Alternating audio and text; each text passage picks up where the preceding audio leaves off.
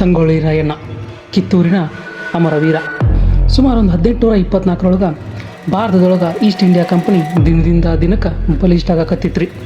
ಆಗ ನಮ್ಮ ಕಿತ್ತೂರು ಸಂಸ್ಥಾನೊಳಗೆ ಈ ಮಕ್ಕಳು ಕಣ್ಣಿಗೆ ಬಿತ್ತು.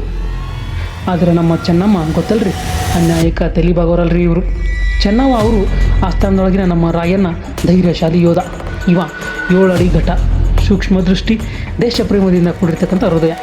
ರಾಯಣ್ಣ ಒಂದು ಶಬ್ದ ಮಾಡಿದ್ದ, ಏನಂದ್ರೆ ನನ್ನ ಕೊನೆ ಉಸಿರಿರುತ್ತನ ಕಿತ್ತೂರಿನ ಧ್ವಜ ನೆಲಕ್ಕೆ ಬಿಡಂಗಿಲ್ಲ ಅಂತ.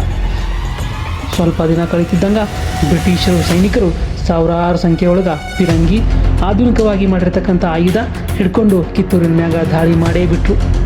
ನಮ್ಮ ರಾಯಣ್ಣ ಕುದುರೆ ಮ್ಯಾಗ ಕುಂತು ಸೈನ್ಯ ಮುನ್ನಡೆಸಿದ. ಸ್ವಲ್ಪ ಜನ ಇದ್ದರೂ ಫುಲ್ ಧೈರ್ಯದಿಂದ ಹೋರಾಡಿದರು. ಮೊದಲನೇ ಹೋರಾಟದೊಳಗೆ ಬ್ರಿಟಿಷರು ಭಾಳ ನಷ್ಟ ಅನುಭವಿಸ್ಬಿಟ್ರಿ. ಆದ್ರೆ ಬ್ರಿಟಿಷರು ಜಲ್ದಿ ಸೋಲು ಮಗಳಲ್ರಿ ಇವರು. ಮತ್ತೆ ದೊಡ್ಡ ಸೈನ್ಯ ರೆಡಿ ಮಾಡಿ ಮತ್ತೆ ಬಂದರು.